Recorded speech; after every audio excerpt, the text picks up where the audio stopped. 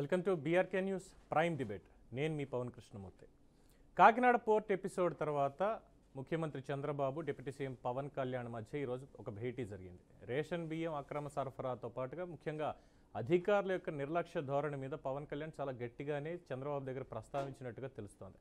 పవన్ కళ్యాణ్ కాకినాడ వెళ్ళిన రోజు అక్కడ ఎస్పీ సెలవు పెట్టడం, కలెక్టర్ కూడా సరిగ్గా స్పందించకపోవడం, ఇవన్నీ కూడా చంద్రబాబుకి పవన్ కళ్యాణ్ రిపోర్ట్ చేసినట్టుగా సమాచారం అందుతుంది. అలాగే గతంలో లా అండ్ ఆర్డర్ విషయంలో బహిరంగంగానే పవన్ కళ్యాణ్ అనిత యొక్క పనితీరు, అలాగే చంద్రబాబు నాయుడు గారి చేతిలోనే లా అండ్ ఆర్డర్ అనేది ఉంది, దానికి సంబంధించి ఢిల్లీ మీడియాలో కూడా మాట్లాడడం, ఇవన్నీ వివాదాస్పదం అయ్యాయి. అయితే తర్వాత క్యాబినెట్ భేటీలో కానిస్టేబుల్ నుంచి పైదాకా అందరినీ మారుస్తాం, పూర్తిగా వ్యవస్థల్ని ప్రక్షాళన చేస్తాం, అంతా కేవలం నెల రోజుల్లోనే అని చెప్పి చంద్రబాబు ఆ రోజు సభాముఖంగా చెప్పారు. మొన్న అసెంబ్లీ సమావేశాల్లో కూడా చెప్పారు, అలాగే క్యాబినెట్ భేటీలో చెప్పారు, పవన్ కళ్యాణ్కి కూడా గతంలో జరిగినటువంటి భేటీలో చెప్పారు. కానీ ఇప్పటి వరకు ఒక్క అడుగు కూడా దాని పరంగా పడలా. అయితే ఇప్పుడు కూడా అధికార యంత్రాంగ ప్రక్షాళన అనే పాయింట్ మీదనే ఇద్దరి మధ్య చర్చనట్టుగా తెలుస్తోంది.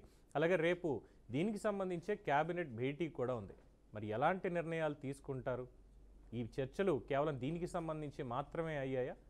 ఏ భేటీలు ఈ భేటీలో ఏ అంశాలు చర్చకు వచ్చాయి అనేది అధికారిక ప్రకటన అయితే రాలేదు. కానీ ఊహాగానం అనుకోవచ్చు, లేదంటే జరుగుతున్నటువంటి పరిస్థితులు, ఇప్పటివరకు పవన్ కళ్యాణ్ మాట్లాడింది కావచ్చు, లేదంటే చంద్రబాబు నాయుడు గారు మాట్లాడింది కావచ్చు, వీటికి సంబంధించినటువంటి వివరాలన్నీ చూసినప్పుడు ముఖ్యంగా పీడిఎస్ బియ్యం అక్రమ రవాణాకు సంబంధించి దీని వెనకాల ఉన్నటువంటి వాళ్ళ అధికార పార్టీ వాళ్ళ, లేదంటే విపక్షానికి సంబంధించి గత 5 ఏళ్లలో అధికారంలో ఉండి చేసినటువంటి వాళ్ళ, దీని మీదనే ఎక్కువగా చర్చ జరిగింది అంటున్నారు. ఇదే కాకుండా నామినేటెడ్ పోస్టులు ఏవైతే ఉన్నాయో, ఇప్పటివరకు దాదాపు 2-3 లిస్టులు ప్రకటించారు, ఇంకా మిగిలినవి ఏవైతే ఉన్నాయో వాటిల్లో తెలుగుదేశం పార్టీకి జనసేనకి ఈక్వల్ ఛాన్స్ ఉండేలాగా చూడండి అంటూ కూడా పవన్ కళ్యాణ్ అక్కడ ప్రస్తావించినట్టుగా ఒక సమాచారం అయితే అందుతోంది.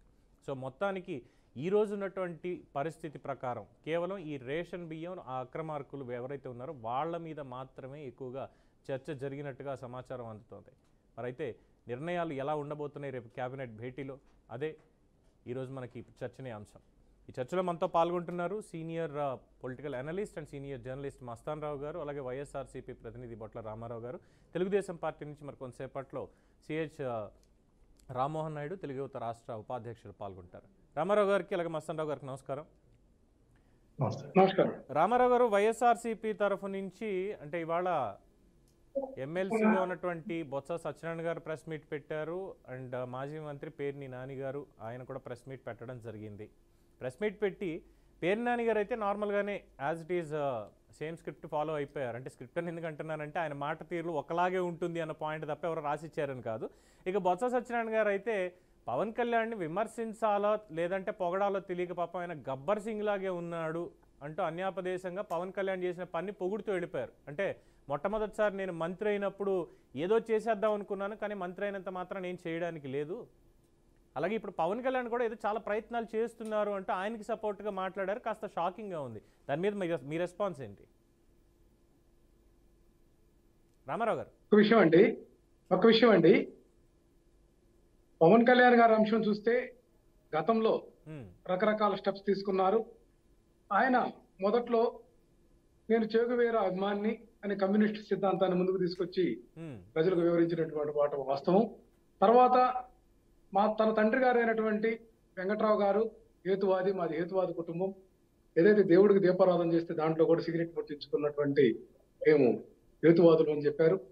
మరి లేటెస్ట్ గా చూస్తే సనాతన ధర్మాన్ని తీసుకొచ్చి ముందు పెట్టడం, అట్లాగే విజయవాడ కనకదుర్గమ్మ మెట్ల దగ్గర శుభ్రం చేసినటువంటి ఎపిసోడ్ చూసాం. మరి అట్లాగే తిరుమల వెంకటేశ్వర స్వామిని దర్శించుకోవడానికి ఆపసొప్పలు పడి ఆయన చంద్రబాబు గారు ఏదైతే టాస్క్ ఇచ్చారో దాన్ని పూర్తి చేసినటువంటి విధానం కూడా మనం చూసాం. పవన్ కళ్యాణ్ గారికి నిర్దిష్టమైనటువంటి లక్ష్యం కానీ, నిర్దిష్టమైనటువంటి విధానం కానీ, నిర్దిష్టమైనటువంటి ప్రణాళిక కానీ, ప్రజలకు నిర్దిష్టమైనటువంటి కమిట్మెంట్ స్టాండ్ మీద నిలబడేటటువంటి తత్వం లేదు అనేది పేర్ని నాని గారు చెప్పినా, బొత్స సత్యనారాయణ గారు చెప్పిన ఎప్పుడైనా కూడా మా పార్టీ స్టాండ్ అదేనండి. ఎందుకంటే ఒక రాజకీయ పార్టీ ఏదైనా సరే స్థాపించేది దేనికండి? ప్రజల్లో ఎన్నికల్లో పోటీ చేసి ఆ యొక్క బల నిరూపణ కోసం పార్టీ స్థాపిస్తారు. అయితే ఏదైతే 2014 ఎన్నికల్లో పవన్ కళ్యాణ్ పార్టీ ఒక్క సీటు కూడా పోటీ చేయకుండా ఉన్నటువంటి పరిస్థితికి అర్థం ఏంటి?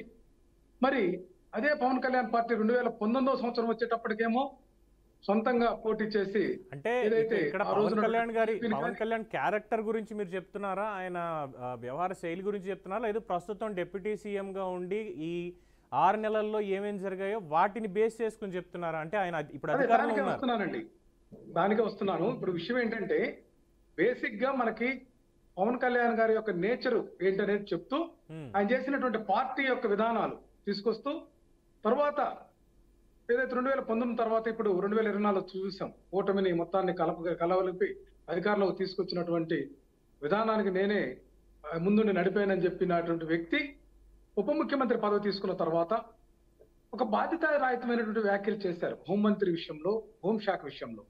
ఉప ముఖ్యమంత్రి అంటే ముఖ్యమంత్రి తర్వాత బాధ్యతాయుతమైనటువంటి వ్యక్తి.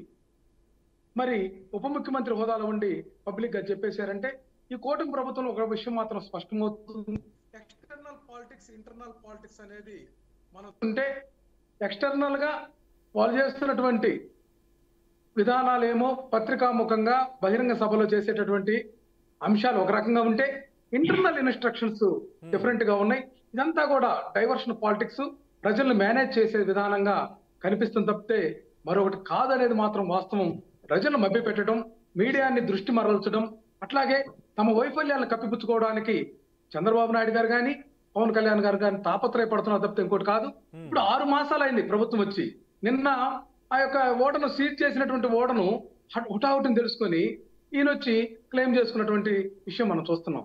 6 నెలల తర్వాత కూడా వైఎస్ఆర్ కాంగ్రెస్ పార్టీ మీద అభాండాలు మోపడానికి ప్రయత్నం చేస్తున్నారు తప్పితే తమ వైఫల్యం ఇది. వైఎస్ఆర్ కాంగ్రెస్ పార్టీ ఎక్కడ ఉంటుందని సిస్టమ్, వైఎస్ఆర్ కాంగ్రెస్ పార్టీ నాయకులను కార్యకర్తలను గ్రామాల్లో చీల్చి చెండాడారు.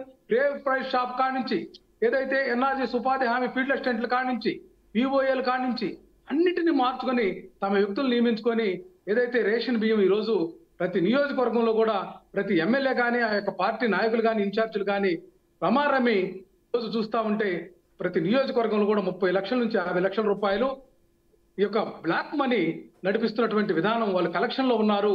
ఇటువంటి విషయాన్ని వాళ్ళందరూ కూడా తెలుసు కింది నుంచి పైదాకా.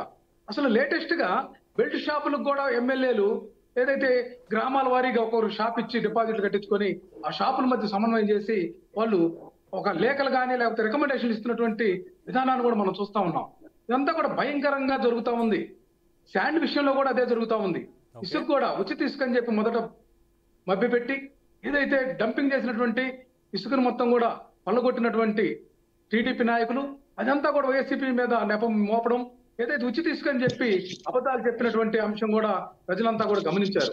మరలా దాన్ని తేరుకొని ఏదైతే జమిలీ ఎన్నికలు వస్తున్నాయని చెప్పేటప్పటికి మోడీ గారు ఏదైతే అనౌన్స్ చేస్తారో దాన్ని బేస్ చేసుకొని మరలా 3 సంవత్సరాలకు ఎన్నికలకు వస్తే మనం జనంలో ఉండాలని చెప్పి ఇసుక విధానాన్ని మరలా కొంత మార్చుకొని ఏదైతే టైర్ బండ్లు ట్రాక్టర్లకు ఉచితంగా ఎత్తుకోవచ్చు అని చెప్పడం. అట్లా గ్యాస్ సిలిండర్ల విషయం అసెంబ్లీ సాక్షిగా మనోహర్ గారు క్లియర్ గా చెప్పారు, ఈ యొక్క ఆర్థిక సంవత్సరానికి మేము గ్యాస్ సిలిండర్లు ఉచితంగా దీపం పథకం కింద ఇచ్చేటటువంటి స్థితి లేదు అని అనౌన్స్ చేసినటువంటి వ్యక్తి జమిలీ ఎన్నికలు అని చెప్పి చెప్పిన తర్వాత చంద్రబాబు నాయుడు గారు ఢిల్లీ నుంచి రాగానే మరలా ప్లేట్ మార్చారు, మరలా సిలిండర్లు ఇస్తా ఉన్నారు. అది కూడా అరకొరగా రకరకాల నిబంధనలు. ఇదంతా కూడా ఇవ్వలేదని తప్పుపట్టాలా, ఇస్తున్నారని తప్పుపట్టాలా? ఇవ్వమని మేము డిమాండ్ చేస్తున్నామండి.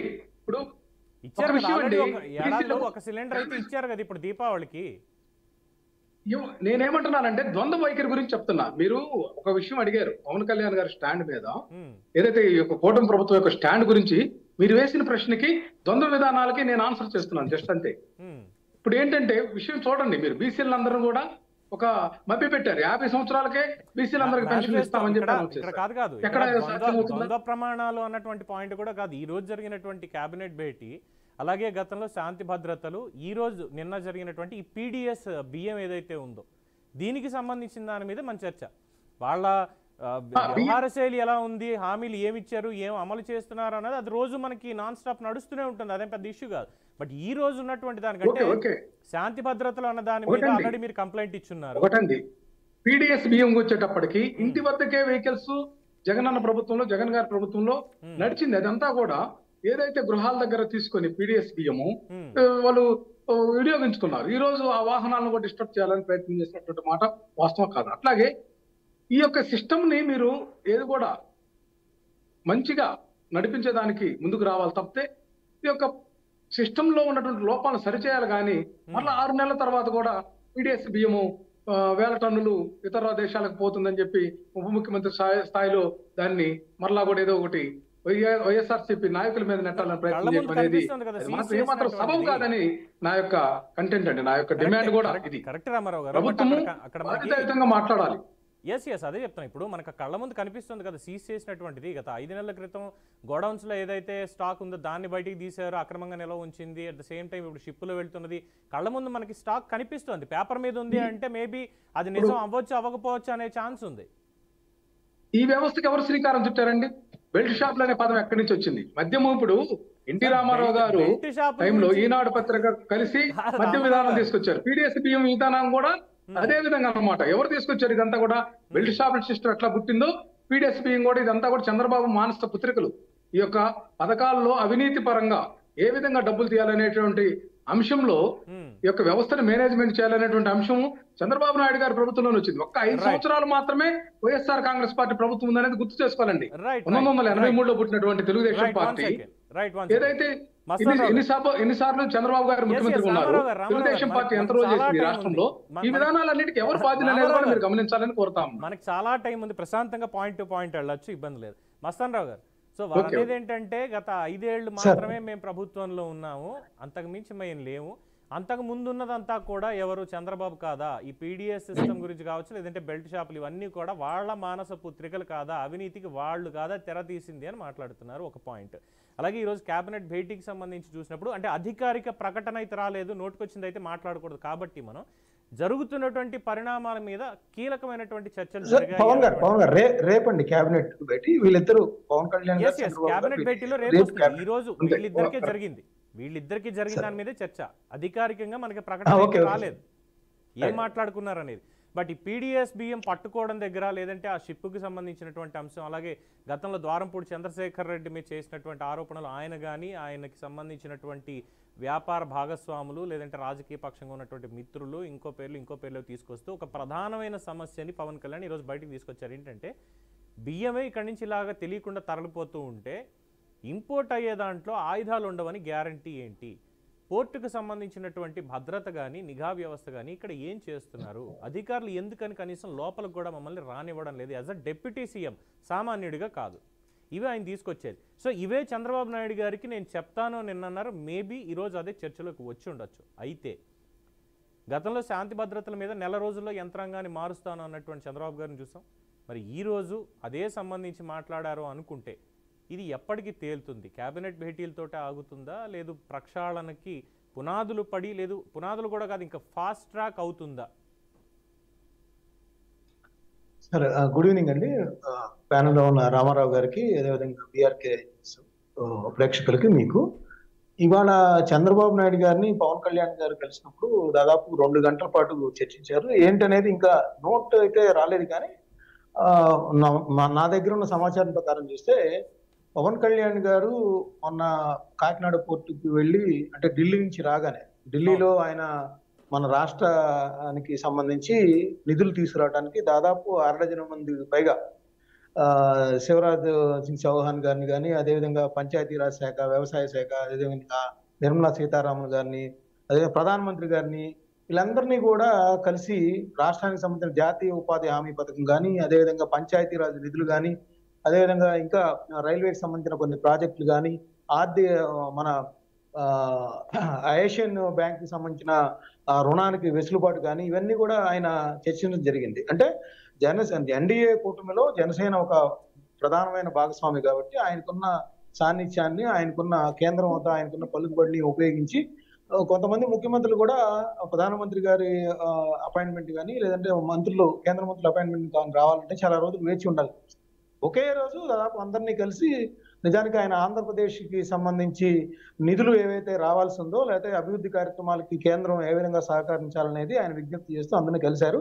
ఆ కలిసిన నేపథ్యంలోనే ఇక్కడేమో చూస్తే జిల్లా కలెక్టర్, కాకినాడ జిల్లా కలెక్టర్ షాన్ మోహన్ గారు వెళ్ళి అక్కడ కాకినాడ సంబంధించిన పోర్ట్లో స్టెల్లా దానికి సంబంధించిన ఓడ పేరు అది పశ్చిమ ఆఫ్రికాకి బయలుదేరబోతూ ఉండగా ఆయనకి కొంత సమాచారం రావడంతో ఆయన దాదాపు అప్పటికే 38,000 మెట్రిక్ టన్నులు లోడ్ అయ్యిందండి.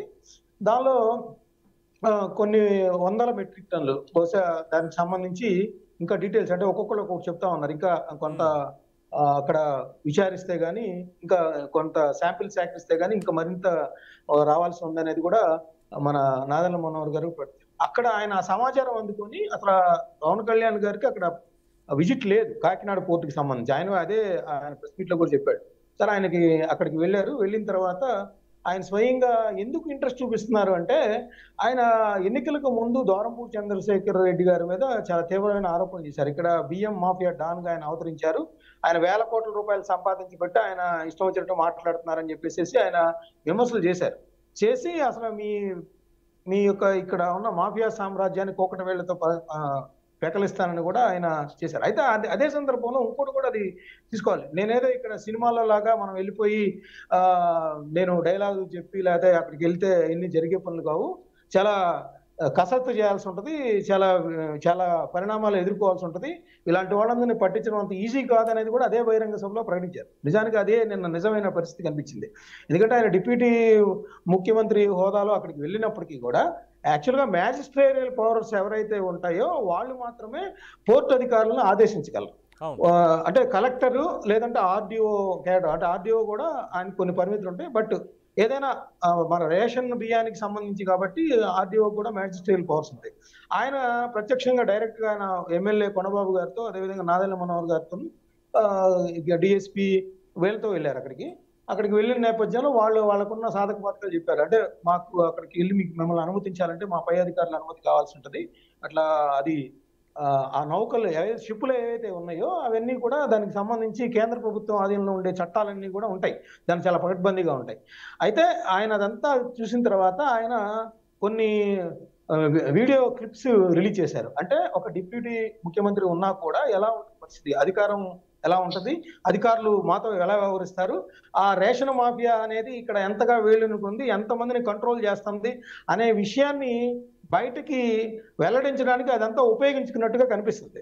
సో ఆయన బయటకు వచ్చిన తర్వాత అదే కొంత నిరాసక్తి, అంటే ఇట్లా ఈ మాఫియా ఇట్లా వేలునుకుంది అని చెప్పారు. ఆ తర్వాత నిన్న నాదెండ్ల మనోహర్ గారు నిన్న ప్రెస్ మీట్ పెట్టి దాదాపు లాస్ట్ 3 years లో 48,000 కోట్ల రూపాయలకు పైగా రేషన్ బియ్యం ఇక్కడ విదేశాలకు ఎగుమతి అయింది. రేషన్ బియ్యం అంటే బియ్యం ఎగుమతులు జరిగాయి, బట్ దానిలో అత్యధికంగా రేషన్ బియ్యమే ఉందనేది ఆయన ఆరోపణ. సో ఈ 1,000 కోట్లు కాబట్టి ఆయన శ్రీకాకుళం దగ్గర నుంచి, నెల్లూరు దగ్గర నుంచి, పక్క రాష్ట్రమైన తెలంగాణ దగ్గర నుంచి అన్ని దారులు కూడా గ్రీన్ ఛానల్ ఏర్పాటు చేసుకొని అక్రమార్కులందరూ ఆ రేషన్ బియ్యం ఎక్కడైతే కొంటున్నారో వాటిని కొద్దిగా రీసైక్లింగ్ చేసి విదేశాలకు తరలిస్తున్నారు. అదే విషయాన్ని పవన్ కళ్యాణ్ గారి చేత 70 రూపాయలకు పైగా అక్కడ విదేశాలు అమ్ముకుంటున్నారని కూడా చెప్పారు. అయితే ఇవాళ ఇంకొకటి జరిగిందండి. పవన్ గారు ఇవాళ అచ్చెన్నాయుడు గారు, అదేవిధంగా నాదెండ్ల మనోహర్ గారు, సత్యకుమార్ యాదవ్ గారు మీట్ అయ్యారు. ఈ కాకినాడ పోర్టుకు సంబంధించిన అంశాలను ఈ ముగ్గురు మంత్రులు సమావేశంలో చర్చించిన మీదట అక్కడ చాలా విషయాలు వచ్చాయి. ఏంటంటే కాకినాడ పోర్టుకి ఒక భద్రతా అధికారిని నియమించాలని, అక్కడ ఇంకా భద్రతా సిబ్బంది సంఖ్యను పెంచాలని, ఆ షిప్ కు సంబంధించి సీజ్ చేయడానికి వీళ్ళకున్న ఏవైతే అధికారులు ఉన్నాయో వాటన్ని పరిశీలించి ఆ సీజ్ చేయడానికి సంబంధించి చర్యలు తీసుకోవాలని, అదేవిధంగా అక్కడ కాకినాడకి సంబంధించిన బియ్యం గోడౌన్లో షార్ట్ మిషన్లు, అంటే ఆ బియ్యాన్ని రీసైక్లింగ్ చేసే మిషన్ కూడా అక్కడ పెట్టారనేది ఆయన వాళ్ళ దృష్టికి వచ్చింది. కొన్ని అట్లాంటి తతంగం కూడా జరుగుతుంది. సో వాటికి సంబంధించి కూడా అక్కడ దర్యాప్తు చేసి చర్యలు తీసుకోవాలనేది కూడా ఈ సమావేశంలో నిర్ణయించారు. అది మీరేదో అడుగుతారు.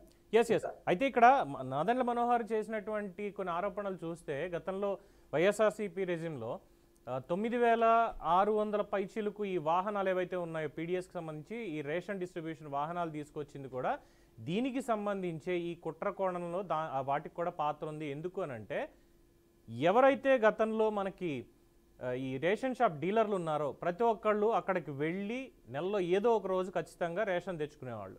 ఇక్కడేంటంటే ఒక కూడల్లో ఒక వారం రోజుల్లోనే ఎప్పుడో ఒక చోట పెట్టేసి ఆ వ్యాన్ని అక్కడ మీరు వచ్చి తీసుకోవాలి.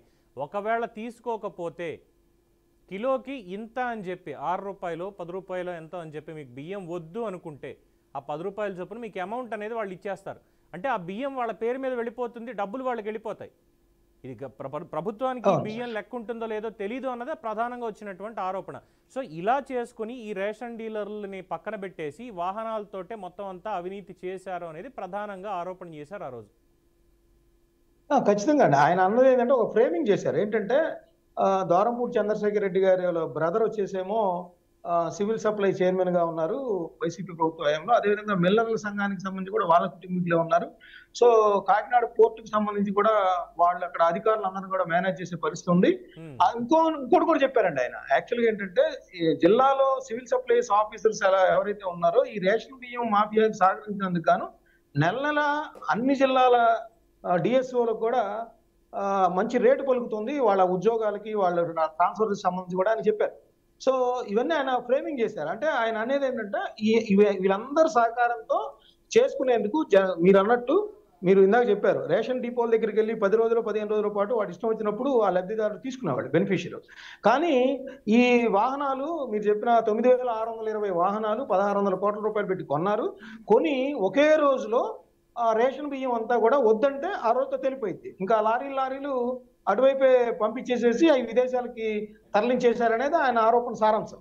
సో ఇప్పుడు ప్రధానంగా ఏంటంటే ప్రభుత్వం వచ్చి 6 నెలలు అవుతుంది. ఇప్పుడు ఎవరైతే సివిల్ సప్లైస్ ఆఫీసర్స్ ఈయన గ్రీన్ ఛానల్ అనేది పెట్టుకున్నారో ఈ 6 నెలల్లో కూడా, ఎందుకంటే జూన్ లో నాదెండ్ల మనోహర్ గారు తనిఖీలు చేసిన తర్వాత దాదాపు 25,000 టన్నులు ఆయన ఆ రేషన్ బియ్యం ఉందని కనుగొన్నారు. ఆ కనుగొన్న నేపథ్యంలో వాటిని రిలీజ్ చేయించుకున్నారు కూడా వాళ్ళు బ్యాంక్ గ్యారెంటీలు పెట్టి. సో అప్పుడు చెక్ పోస్టులు కూడా అరేంజ్ చేశారు. కానీ నిన్న పవన్ కళ్యాణ్ గారు అక్కడికి వెళ్ళేసరికి ఆ నౌకలో ఆ షిప్ లో కొన్ని వందల టన్నులు అక్కడికి చేరిపోయాయి. అంటే ఇక్కడ ఎక్కడ మాఫియా ఎంత వేయించుకుంది, ఎంత కంట్రోల్ చేస్తుంది, ఇంతమంది దృష్టిలో ఉన్నా కూడా ఎలా వెళ్తుంది అనేది అక్కడ ప్రశ్నార్థకంగా ఉంది. అక్కడ అధికారులు పనితీరు కానీ ప్రభుత్వ పనితీరు కానీ. ఒక్క సెకండ్ రామారావు గారు, ప్రధానంగా నాదెండ్ల మనోహర్ గారు చేసినటువంటి ఆరోపణ మీ మీద ఏంటంటే అసలు ఈ వెహికల్స్ ఎవరు తీసుకురమ్మన్నారు, దేనికి తీసుకొచ్చారు అంటే రేషన్ డీలర్లు ఆల్రెడీ ఉన్నారు కదా స్టేట్ వైడ్, వాళ్ళ దగ్గరికి ప్రజలే వెళ్ళి తెచ్చుకుంటారు. అంత కనీసం ఒక 10 అడుగులు వేసి నడుచుకుంటూ వెళ్ళి తెచ్చుకునే అంత స్తోమత లేకుండా, అంత ఆరోగ్యం లేకుండా ఎవరైతే లేరు. దాని స్థానంలో దీన్ని తీసుకురావడం వెనకాల భారీ కుట్రే ఉంది అన్నటువంటి ఆరోపణ. ముఖ్యంగా 1,600 కోట్ల రూపాయలు ఖర్చు చేసి 9,640 వాహనాలు తీసుకొచ్చారు. ఈ వాహనాలు అంటే ఇది మీరు కూడా యాక్సెప్ట్ చేయాలి. కొన్ని విషయాలు పూర్తి స్థాయిలో నేను అనట్లా, కొన్ని చోట్ల చూసాను ఏంటంటే ఏదో షేర్ ఆటోల్లాగా కొన్ని చోట్ల తిప్పారు, కొన్ని చోట్ల వంట చేరుకుని లేదంటే ఏదో మినీ సూపర్ మార్కెట్ లాగా కూరగాయలు అమ్ముకోవడానికి ట్రాన్స్పోర్టేషన్ పబ్లిక్గా మా సొంత వెహికల్ ఇది ఏదో గవర్నమెంట్ది కానట్టుగా కొన్ని చోట్ల చేశారు, సోషల్ మీడియాలో వైరల్ అయ్యాయి. అంటే ప్రధానమైనటువంటి ఉద్దేశం పక్కతో పట్టి ఇలాంటి పనులన్నీ దానిలో జరిగినప్పుడు నాదెండ్ల మనోహర్ గారు చేసిన వ్యాఖ్యలకి బలం చేకూరుతోంది కదా, దానికి మీరే ఉంటారు. ఒకటండి పవన్ కృష్ణమూర్తి గారు, ఈ వెహికల్స్ అంశానికి వచ్చేకి 9,420 వెహికల్స్ కి 9,420 మందికి ఉపాధి అండి. ఆ వెహికల్స్ ప్రభుత్వ సబ్సిడీ ఉంది కానీ ప్రభుత్వ వాహనాలు కాదండి. రుణం ద్వారా ఆ యొక్క వ్యక్తులకు కేటాయింపబడినటువంటి సబ్సిడీ వెహికల్స్ తప్పాలి మనం గమనించాల్సింది. రెండవది ఏదైతే మస్తాన్ రావు గారు చెప్పినటువంటి అంశంలో నెలకు 1 రోజు రేషన్ ఇచ్చి మిగతావి మొత్తం తీసుకెళ్లేది ఖచ్చితంగా అది అవాస్తవం అండి. ఫీల్డ్ లో మీరు ఎంక్వైరీ చేయండి, ఈ రోజు కూడా వెరిఫికేషన్ చేయండి. వాస్తవం ఏంటంటే ఆ వాహనాలు ప్రతి రేషన్ షాప్ కూడా ఒక వాహనాన్ని అలాట్ చేసి ఆ వాహనం ప్రతి ఇంటి దగ్గరికి వెళుతుందండి. 3 రోజులు 4 రోజులు 5 రోజులు కూడా వెళ్ళిన తర్వాత ఏదైతే ఆ వాహనం వెళ్ళినటువంటి పరిస్థితుల్లో ఈజీగా ఏదైతే ఇప్పుడు మన సమాజ స్థితిగతులు కూడా అర్థం చేసుకోవాలండి. నాదెండ్ల మనోహర్ గారైనా, మస్తాన్ రావు గారైనా, నేనైనా, మీరైనా కూడా సమాజంలో ఒక బెరుకు అనేది ఉంది. రేషన్ షాప్ దగ్గరికి వెళ్ళి ముసలి వాళ్ళు తీసుకునేటటువంటి పరిస్థితి ఉండదు, అనారోగ్యవంతులు తీసుకునే పరిస్థితి ఉండదు. ఇంటి దగ్గరకు వస్తే ఆ యొక్క రేషన్ తీసుకోవడానికి ఈజీగా ఉంటుంది. ఇంట్లో యొక్క సమాజం ఎట్లా ఉందంటే కొన్ని మధ్యతరగతి కుటుంబాలు అయితే వాస్తవంగా చెప్పాలంటే రేషన్ అవసరం కానీ రేషన్ షాప్ దగ్గర క్యూలో నిలబడి తీసుకెళ్ళాడు. పెన్షన్ కూడా మీరు చూశారు, ఇంటి వద్దకు తీసుకెళ్ళినప్పుడు గౌరవంగా పెన్షన్ తీసుకునేటువంటి విధానము, అదే పంచాయతీ కార్యాలయాల దగ్గర తీసుకునేటువంటి విధానం, ఇవన్నీ కూడా మార్పు తీసుకొచ్చాడు పాలనా సంస్కరణలో జగన్మోహన్ రెడ్డి గారు. అయితే మీరు చెప్పినట్లు ఎవరన్నా ఒకరు దాన్ని దుర్వినియోగం చేస్తే దాని మీద ప్రభుత్వాలు కానీ, వ్యవస్థ కానీ, సంస్థలు కానీ, అధికారులు కానీ ఆ వ్యవస్థను ముందుకు సాగేదానికి మంచి సూచనలు సలహాలతోటి వాటిని నివారించేదానికి మనం ఆచరణీయమైనటువంటి కార్యక్రమం చేపట్టాలండి. నిజంగా ఈ రోజు పబ్లిక్ లో మీరు కనుక ఈ రేషన్ షాపు వాహనాలను మేము ఉపసంహరించుకుంటామంటే ఈ ప్రభుత్వం మీద ఎంత వ్యతిరేకత వచ్చిందో మీరు గమనించండి. నిజంగా మాట్లాడితే రేషన్ షాప్ వెహికల్స్ వల్ల అక్రమాలు జరగడానికి ఏమాత్రం స్కోప్ లేదండి. ఎందుకంటే డీలర్ పాటు రేషన్ షాపు సంబంధించినటువంటి వెహికల్ నడిపేటటువంటి వ్యక్తి ఇద్దరు సమక్షంలో జరిగేటటువంటిప్పుడు అక్రమాలు ఏదైతే ఈ యొక్క పీడిఎస్ సరుకులు విక్రయించేటటువంటి కార్యక్రమంలో అవినీతి జరగడానికి ఛాన్సెస్ తక్కువగా ఉంటాయి. ఏదైతే డీబీటీ పద్ధతి ఏదైతే తీసుకొచ్చి పాలనా సంస్కృతులు శ్రీకారం చుట్టాడో, అదే విధంగా ప్రతి దాంట్లో కూడా పాలనా సంస్కృతులు తీసుకొచ్చి ఏదైతే మనకు అప్డేట్ అవుతుందో సిస్టమ్, దానికి అనుగుణంగా అనుసంధానంగా ఆన్లైన్ లో చేసినటువంటి ట్రాన్స్పరెన్సీ విధానమే ఈ రేషన్ సరుకులు పంపిణీ విధానం అండి. ఈ రోజు మనము రేషన్ సరుకులు పంపిణీ అయిన తర్వాత ఒక రోజు మొత్తం కూడా రేషన్ షాప్ దగ్గర మళ్ళీ ఆ వెహికల్ సంబంధించిన వాళ్ళు ఒక రోజు మొత్తం కూడా ఒక పాయింట్ లో పెట్టి వాళ్ళు ఎవరైనా సరే ఉంటే వాళ్ళకు కూడా ఇచ్చి తర్వాత క్లోజ్ చేసి రేషన్ ని వెనక్కి పంపేటటువంటి నెట్వర్క్ ఉందండి పీడిఎస్ లో. ఇదంతా కూడా మనం అవగాహన చేసుకోవాల్సినటువంటి ఆవశ్యకత ఉంది. రామారావు గారు, పవన్ కళ్యాణ్ గారు కానీ ఈ అంశాల మీద స్పష్టమైన అవగాహన లేక మాట్లాడుతున్నారు వాళ్ళు. రామారావు గారు చెప్పండి. రామారావు గారు, యాక్చువల్గా జగన్మోహన్ రెడ్డి గారు ఇంటింటికి రేషన్ అనేది పెట్టారు, కానీ అది పక్కదో పట్టిపోయింది. అది ఇంటింటికి రేషన్ వెళ్తారు, బజార్లో ఎవరైనా సమాచారం చెప్తారు, ఇంటింటికి వెళ్ళలేదు. ఆయన సదుద్దేశంతో పెట్టారు, మీరు అన్నది కరెక్టే అది. కానీ ఇంటింటికి వెళ్ళి వాళ్ళ ఇంట్లో శోకం వేసి ఇస్తారనేది జగన్మోహన్ రెడ్డి గారు అనౌన్స్ చేసింది. అది సదుద్దేశంతో ఐడియా ఉంది, ఇంటింటికి వెళ్ళి రేషన్ ఇస్తామని. కానీ ఆ బజార్ మూల మీద వచ్చే పరిస్థితి ఈ రోజు వచ్చేసింది. అది అప్పుడే వచ్చింది, దానికి విమర్శలు మూల మీద అనేది లేదండి, ఎక్కడో ఒక చోట గ్రామీణ సంస్కృతి ఒకటి ఆలోచించండి. వెహికల్ అన్ని రోడ్లకు వెళ్ళదండి, వెహికల్ అన్ని రోడ్లకు వెళ్ళదు. వెహికల్ వెళ్ళినటువంటి రోడ్డు పరిధిలో ఆ యొక్క అక్కడ ఉన్నటువంటి వ్యక్తులందరూ కూడా ఎక్కడో గొంతుల సందుల్లో నుంచి ఇల్లు కూడా ఉన్నటువంటి వ్యవస్థ ఉంది మనకు. వాళ్ళు వచ్చి తీసుకుపోయే పరిస్థితి ఉంది. రోడ్డు ఎక్కడ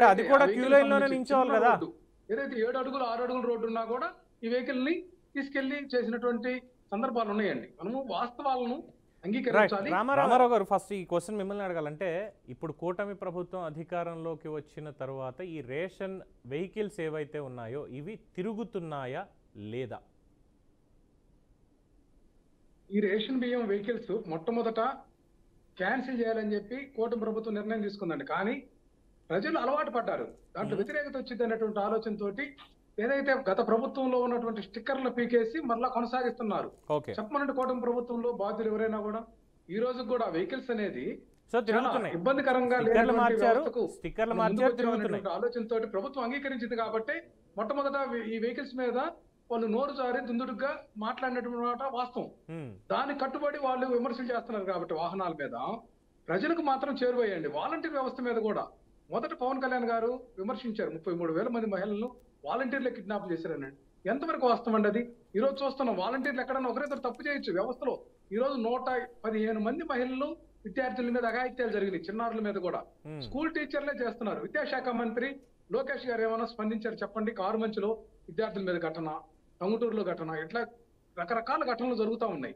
ఇప్పుడు వ్యవస్థలో ఏ ప్రభుత్వంలో జరుగుతాయండి. జగన్మోహన్ రెడ్డి గారి ప్రభుత్వంలో కూడా ఆ వ్యవస్థలో జరిగేటటువంటి లోపాలు కానీ, వ్యవస్థలో జరిగేటటువంటి సవాళ్ళను కానీ అధిగమించి ముందుకు తీసుకెళ్ళడానికి ప్రయత్నించాలా. కానీ వీళ్ళు కేవలం జగన్మోహన్ రెడ్డి గారి మీద ఒక ఫోబియా పెట్టుకుని, భయం, ఆయన యొక్క పరిపాలన విధానము ఏదైతే ట్రాన్స్పరెన్సీ విధానాన్ని సెంట్రల్ గవర్నమెంట్ కూడా యాక్సెప్ట్ చేసింది కరోనా టైంలో కూడా ఆయన చేసినటువంటి విధానాన్ని.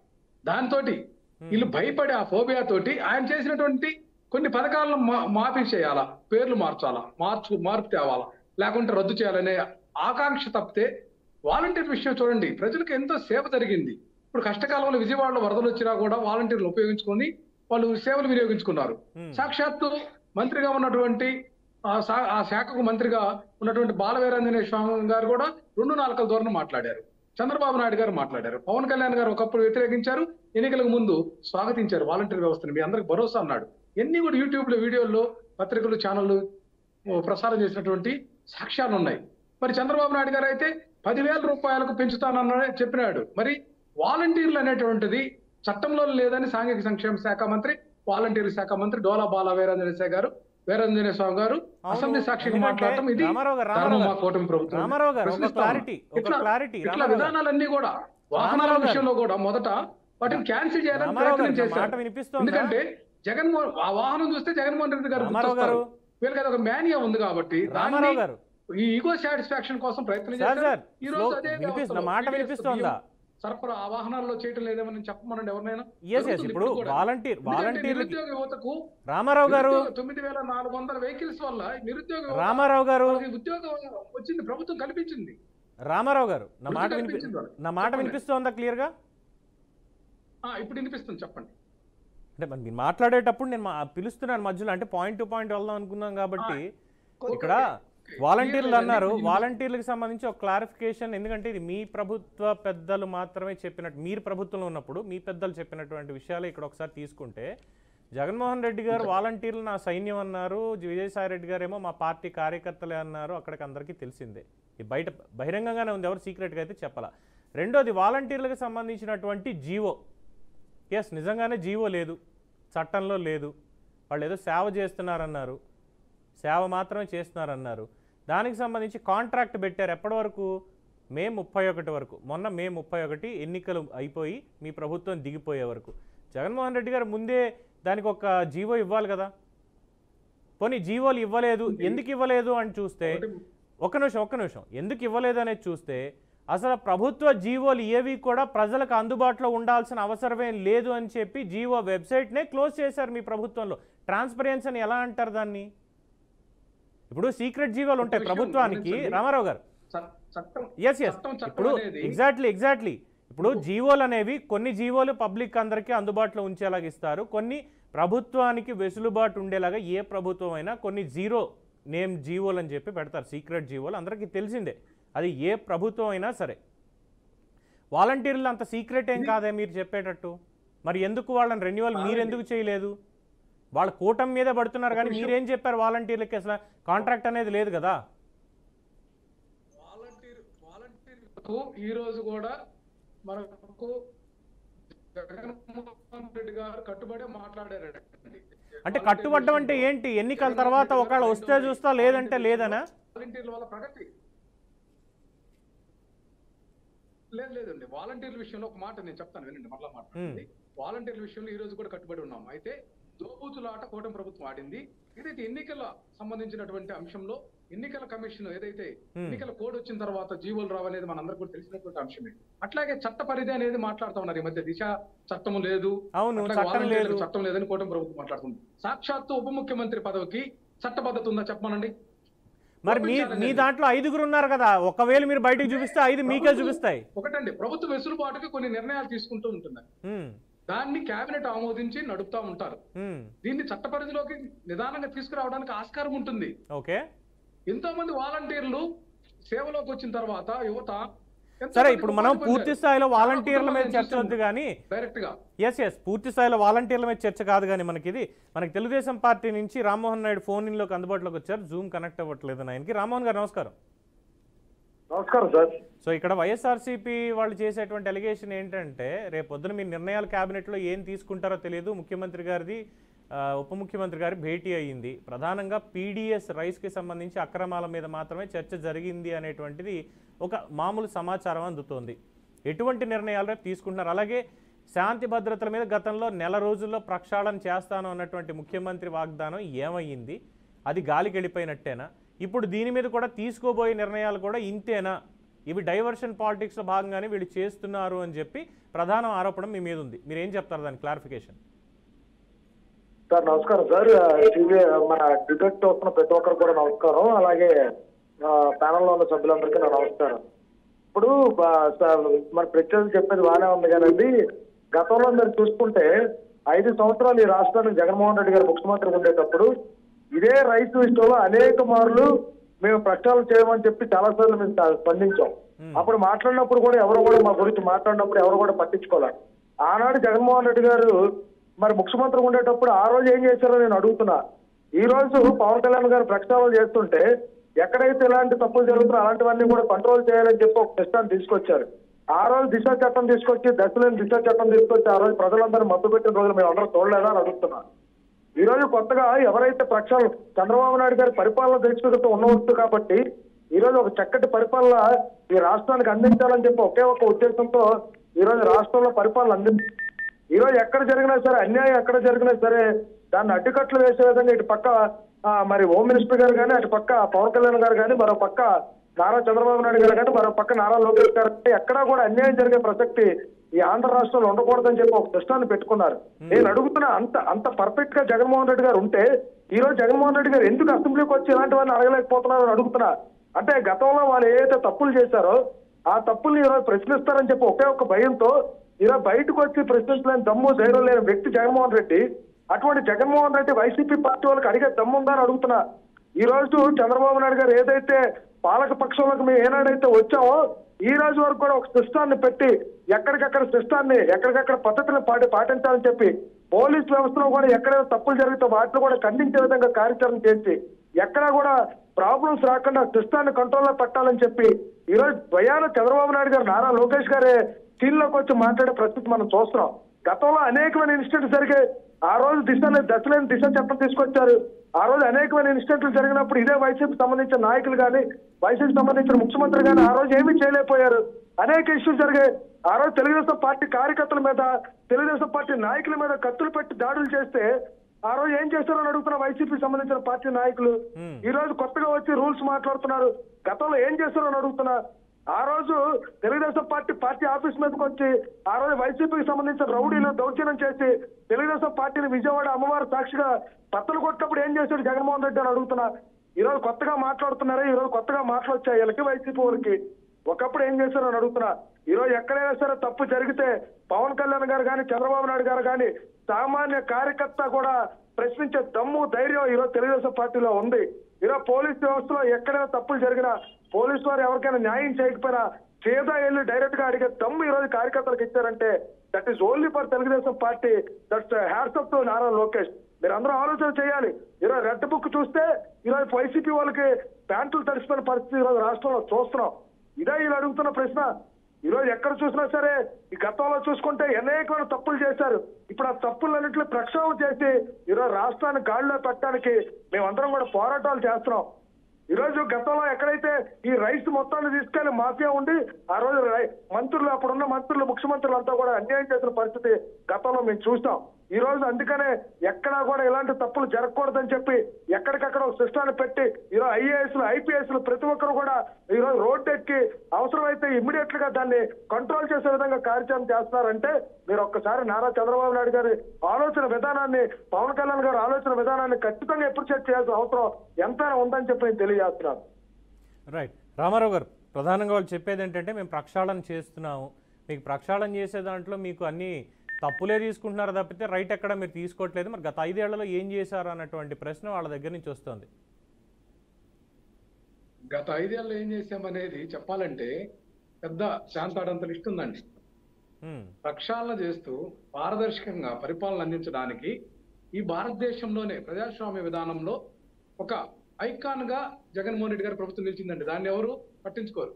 జీడిపి విషయంలో కానీ ప్రభుత్వ పరిపాలన అంశంలో కానీ 2.5 సంవత్సరాల కరోనా పోరలో చిక్కుకున్నటువంటి రాష్ట్రాన్ని ముందుకు తీసుకెళ్లినటువంటి విధానం కానీ వైద్య సేవలు అందించి ఆ యొక్క సమయం నష్టమైనా కూడా ఎక్కడ వెనుకాడకుండా ఏదైతే నవ్యాంధ్రప్రదేశ్లో ఆర్థిక స్థితి ఎంత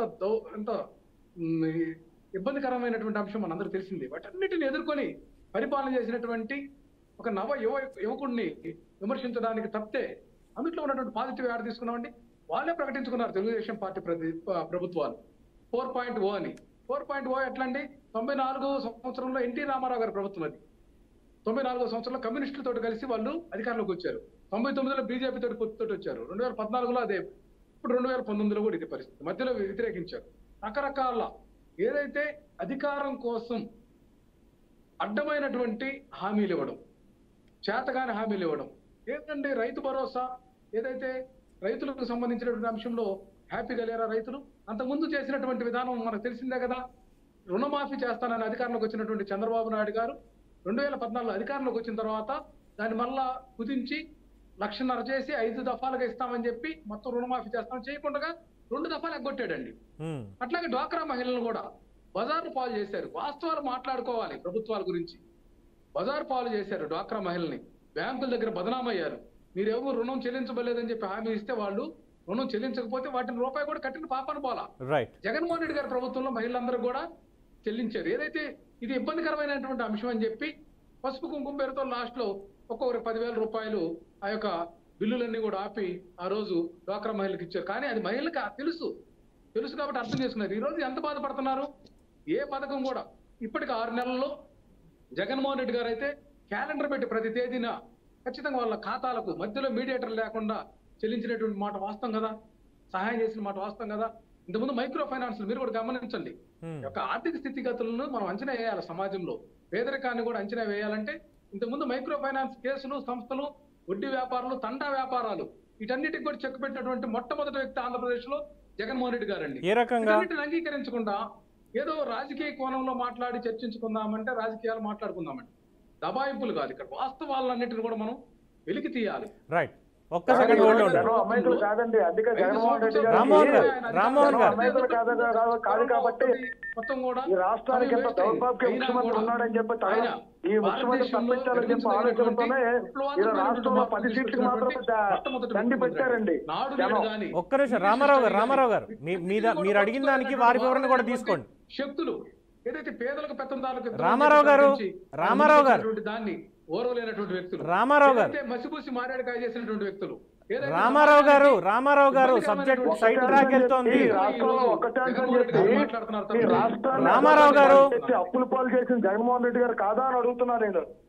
ఒక్క ఛాన్స్ అని చెప్పి రాష్ట్రాన్ని అప్పుల పాలు చేసి అధోగత పాలు చేసింది జగన్మోహన్ రెడ్డి గారు కాదా అని అడుగుతున్నా. ఒకసారి మీరు ఆలోచన చేయాలి. ఈ రోజు ధైర్యంగా ఈ రోజు అసెంబ్లీలోకి వచ్చి అసెంబ్లీలో మాట్లాడలేని దమ్ము ధైర్యం లేని ముఖ్యమంత్రి జగన్మోహన్ రెడ్డి అండి.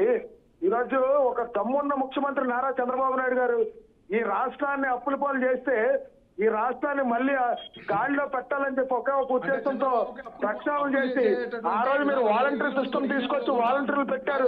ఏనాడైనా సరే ఇంత చక్కగా మీరు ఏ రోజైనా పెన్షన్ ఇచ్చారని అడుగుతున్నా. ఈరోజు పెన్షన్ నేరుగా ఇంటికెళ్ళి సచివాలయం సిబ్బందితో తెలుగుదేశం పార్టీ నాయకులతో కలిపి నేరుగా ఇంటికెళ్ళి 6 గంటలు తలుపు కొట్టి ఈ రోజు 4,000 రూపాయలు పెన్షన్ ఇచ్చిన చరిత్ర తెలుగుదేశం పార్టీదండి. ఆ రోజు మీరు 5 సంవత్సరాలు 3,000 రూపాయలు పెన్షన్ ఇవ్వడానికి మీ జగన్మోహన్ రెడ్డి 30 మాటలు అబద్ధాలు చెప్పి 300 రోజులు టైం వేస్ట్ చేసి ఆ రోజు మీరు ఇచ్చిన పెన్షన్ కోసం మీరు మాట్లాడితే ఎలా సార్? ఈ రోజు 5 కోట్ల మంది జనాభా ఓటనే చెప్పుతో జగన్మోహన్ రెడ్డి మీద చంప మీద చెల్లుమని అనిపించి ఈరోజు తెలుగుదేశం పార్టీకి అధికారం కట్టబెట్టారు. మీరు ఆలోచన చేయాలి, మీరందరూ ఆలోచన చేయాలి. మీరు ఎన్ని అబద్ధపు బొట్టకపు మాటలు చెప్పినా ఈ రోజు ఆంధ్ర రాష్ట్రంలో జనం నమ్మే ప్రసక్తి లేదు. జగన్మోహన్ రెడ్డి రోడ్డు ఎక్కడ చెప్పుతో కొడతారు. ఈ రోజు జగన్మోహన్ రెడ్డి ఒకళ్ళు మాట్లాడితే బానే ఉంది, ఇద్దరు మాట్లాడితే ఎవరికి నేను చెప్పాలి ఇవన్నీ?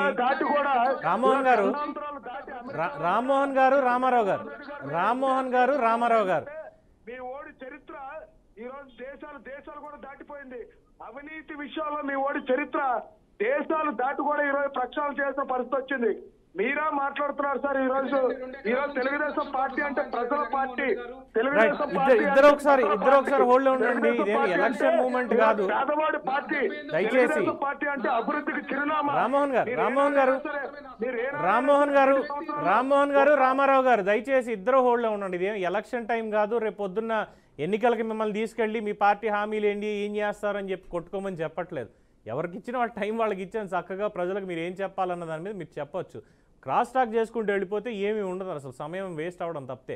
మస్తాన్ రావు గారు, సో కంక్లూడ్ చేద్దాం. ఈ పాయింట్లు ఏంటంటే ప్రధానంగా నిన్న చంద్రబాబు నాయుడు గారు ఈ పెన్షన్లకు సంబంధించి పంపిణీ వీటిల్లో ఆయన మాట్లాడుతూ ఈరోజు ఉదయమే, నిన్న కూడా కాదు, ఉదయం మాట్లాడుతూ ఈ రేషన్ బియ్యం అక్రమ రవాణాకు సంబంధించినటువంటి రిపోర్ట్స్ కానీ ఇవన్నీ నా దగ్గరకు వచ్చాయి. ఆల్రెడీ పవన్ కళ్యాణ్ నాతోటి మాట్లాడారు ఫోన్లో.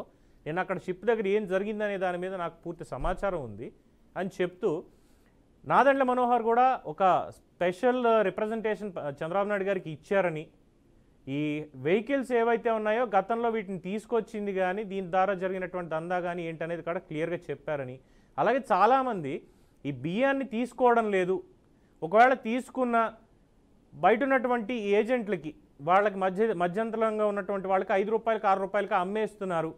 ఎందుకంటే ప్రభుత్వం పక్కన 27 రూపాయలు రాష్ట్ర ప్రభుత్వం పెడుతోంది, కేంద్ర ప్రభుత్వం ఇంకొంత పెడుతోంది. ఇవన్నీ కూడా ఉన్నాయి. ఇవన్నీ కూడా ట్యాక్స్ పేయర్స్ అమౌంట్, ప్రజలు ఎవరైతే పన్నులు కడుతున్నారో వాళ్ళ దాంట్లోంచి తీసి సంక్షేమం కోసం ఇలా పెడుతున్నాము. ఇదంతా వేస్ట్ అవుతోంది. మధ్యలో ఉన్నటువంటి దళారీలు కానీ వేరే వాళ్ళు కానీ ఇలా చేస్తున్నారు. రైతుకి గిట్టుబాటు ధర కూడా పూర్తిగా వెళ్ళడం లేదు, దీనివల్ల ఇబ్బంది పడుతున్నారు. సో ఇది పీడిఎస్ సిస్టమ్ అనేది, ఈ రైస్ పంపిణీ అనేది అసలు యాక్చువల్గా ఎవరికి ఇవ్వాలో వాళ్ళకి మాత్రమే ఇస్తాము. దీని మీద మళ్ళీ ఒక సర్వే చేయాల్సినటువంటి అవసరం కూడా ఉంది అన్నారు. అంటే దీని కంప్లీట్ అవుట్కమ్ ఎలా ఉండబోతోంది అని చూస్తే రేపు క్యాబినెట్లో నిర్ణయం తీసుకుంటారో లేదో తెలియదు. టోటల్గా ఈ రేషన్లో ఒక పెద్ద సైజు ప్రక్షాళన జరగబోతోంది పీడిఎస్ రైస్కి సంబంధించి సేకరణ కావచ్చు, లేదంటే మిగతా ఇది కావచ్చు, క్లోజ్ అయ్యేటువంటి అవకాశాలు ఉన్నాయి అనేది చాలామంది చెప్తున్నటువంటి అంశం. దాన్ని మీరే ఎలాగ విశ్లేషిస్తారు? ఖచ్చితంగా అండి. ఎందుకంటే మనకి రాష్ట్రంలో 1,60,00,000 కుటుంబాలు ఉంటే 1,48,00,000 కార్డులు ఉన్నాయి, రేషన్ కార్డు. సో వీళ్ళు చాలా పథకాల కోసం అని చెప్పేసి రేషన్ కార్డులు అట్టు పెట్టుకుంటా ఉన్నారు. చాలా మందికి బియ్యం అవసరం లేదు. అందువల్ల వాళ్ళు అదే బండి దగ్గర ₹10, ₹15 లేదా కిరాణా షాపుల్లోనే అమ్మేయటం జరుగుతూ ఉంది. సో ఇప్పుడు రేషన్ మాఫియాగా వెళ్ళుతుంది. ఏదైతే ఆ ₹30 దగ్గర దగ్గర 25 నుంచి ₹30 ఆ రేషన్ మాఫియా చేతుల్లోకి వెళ్ళిపోతా ఉంది అనేది అక్కడ మనకి వెల్లడైన అంశం. సో ఇదంతా కూడా చంద్రబాబు నాయుడు గారికి ఈ రోజు పవన్ కళ్యాణ్ గారు వివరించారు. దాని మీదట ఏంటంటే ఎవరైతే రేషన్ వద్దనుకుంటున్నారో వాళ్ళకి ఏదైనా రెమ్యునరేషన్ గా ఇవ్వటమా, లేదా అసలు నిజమైన అర్హులు ఉంటారు చాలా మంది. ఇందాక రామారావు గారు చెప్పినట్టు ఇళ్లలో కేవలం రేషన్ బియ్యం మీద ఆధారపడి బతికే కుటుంబాలు కూడా చాలా ఉంటాయి, లక్షల్లో ఉంటాయి అవి కూడా. సో వాళ్ళకి ఎలా చేయాలి, ఇలా అమ్ముకునే కేటగిరీ ఎట్లా ఉంటది ఏంటి, వద్దనే వాళ్ళు స్వచ్ఛందంగా ప్రకటిస్తారా, లేదా ప్రభుత్వం ఏదన్నా ఒక పారామీటర్స్ పెడుతుందా, లేదా వాళ్ళకి ఏమైనా ఇండికేషన్ ఇస్తా, వాళ్ళకి ఒక ప్రొవిజన్ కల్పిస్తుందా అనేది చూడాలి. ఖచ్చితంగా అలాంటి నిర్ణయం అయితే రాబోతుందని చెప్పొచ్చు. ఇంకోటి ఏంటంటే ఇందాక పవన్ గారు మీరు ఇందాక చెప్పారు, పవన్ కళ్యాణ్ గారు అసెంబ్లీలో చాలా రైజ్ చేశారు. ఒకటి ఇసుక విషయం మీద రైజ్ చేయగానే చాలా మంది చర్చలు జరిపి ఇసుక విధానంలో ఉచితంగా ట్రాక్టర్లకు అనుమతి ఇచ్చారు, ఎంత కావాలంటే అంత తెచ్చుకోమని చెప్పి కూడా నిన్న అనంతపురంలో చంద్రబాబు నాయుడు గారు చెప్పారు. అదే విధంగా గంజాయి మాదక ద్రవ్యాల నుంచేమో ఈగల్ అనేది ఏర్పాటు చేశారు. మూడోది మద్యం విషయం కూడా ఈ రోజు ఇందాకే నిర్ణయం తీసుకున్నారు. బెల్ట్ షాపులు ఎక్కడైనా పెడితే కనుక ₹5,00,000, అదేవిధంగా వైన్ షాపుల్లో ఎంఆర్పీ ఎక్కువగా అమ్మితే దాని మీద ₹5,00,000, రెండోసారి అయితే ఇంకా క్యాన్సిల్ చేసేస్తారు లైసెన్స్. అదే విధమైన ఇది ఎక్సైజ్ చట్టం 41A ప్రకారం ఈ నిర్ణయాలు తీసుకున్నారు. బార్లు కూడా అదే వచ్చింది అని చెప్పారు. అంటే మీరు ఇందాక అనిత గారికి సంబంధించి ఏదైతే ఆయన విమర్శలు చేశారో వాటికి సంబంధించి కొన్ని ఇప్పుడు సోషల్ మీడియాకి సంబంధించి కాదు కాదు ఇక్కడ ఇంకొక మాట చెప్పాలి మస్తాన్ రావు గారు. మనం ఏంటంటే పవన్ కళ్యాణ్ గారు as a deputy chief minister ఆయన చెప్పాల్సింది ఏదో చెప్పారు. అనిత గారు కూడా హోమ్ మినిస్టర్ కింద తీసుకొని పవన్ అన్న ఈ మాట అన్నారు, ఉప ముఖ్యమంత్రి గారు ఇలా అన్నారని కూడా అనలా. మా మధ్యలో ఉన్నటువంటి అనుబంధం కూటమి ప్రభుత్వం అన్న పేరుతోటి పవన్ అన్న దేని గురించి నన్ను అలా మాట అనాల్సి వచ్చిందో నాకు తెలుసు, నేను మాట్లాడాను, త్వరలోనే ఆయనకి నేను సంతోషకరమైనటువంటి వార్త చెప్తాను, ఎవరికి శిక్ష పడాలో వాళ్ళకి పడుతుంది అంటూ చెప్పారు ఆవిడ. సో వాళ్ళు బాగానే ఉన్నారు మాట్లాడుకుంటూ.